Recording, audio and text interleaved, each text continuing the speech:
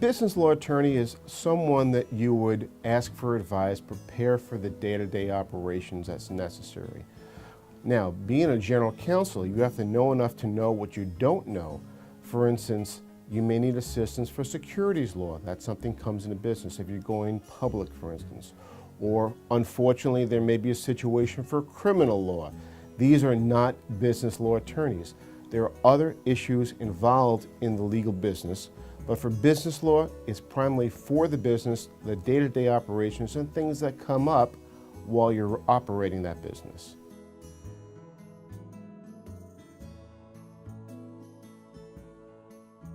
When you start a business, there are many different types of forms you can use.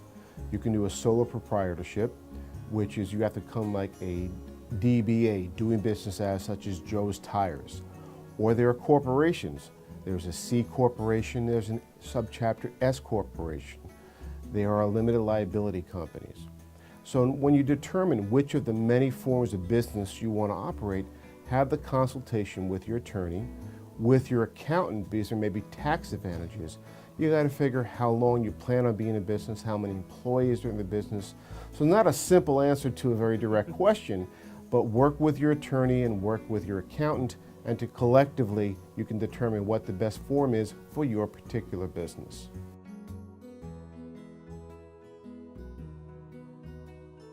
Well, when you start a business, you're doing that for protection of you personally.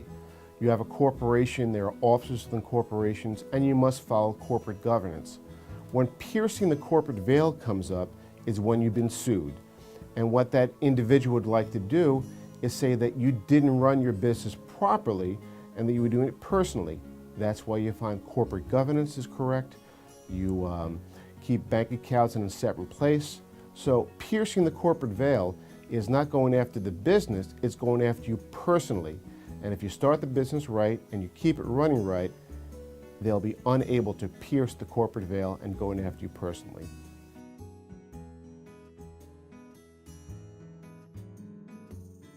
When you start up a business, and usually you start up a business with more than one person, it could be 2 people, 10 people, you have to determine what are the circumstances in the future when one of those individuals, one of those corporate officers, the shareholders, the members want to leave the business, whether they want to be bought out, whether they pass and their estate wants a piece of the business. So when you establish a business, it's advisable to establish those buy-sell agreements, because that's by and among the shareholders and the members to determine what value it is to that particular individual and how it will happen when they want to be bought out or they pass on their estate once the value of the business.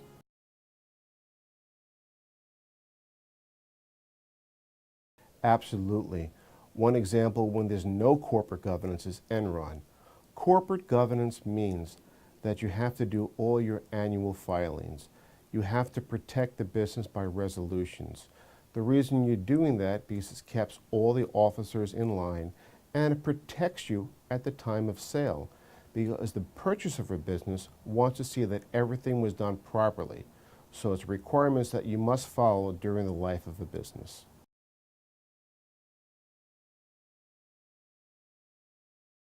Well, if a business is sued, that means a complaint has been filed against you. That means any dispute has come to the point where you can resolve it. Now, if a business is sued, the worst thing you can do is ignore it. You must respond to that, otherwise you'll be defaulted. Now, you can respond with an answer, and there's a time frame that, or alternatively, you can respond what we call as a motion to dismiss, which gets rid of the complaint altogether. Now, if you've been sued, don't worry about going to court, because only 4% of businesses or any individuals been sued actually see the inside of a courtroom.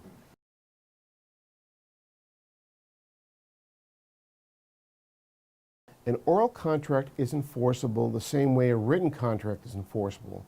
By definition, a contract is offer, consideration, and acceptance. Now, it's a lot easier to have a written contract, but if you have an oral contract and the 2 parties agreeing, there's no problem. But if you go to he said, she said, you got to look at the way the parties operated. So it is enforceable. However, as I do in every contract I write, I put a clause in there that says this is the agreement between the parties. Any oral agreements are not necessary, and they're only what's set forth in this agreement.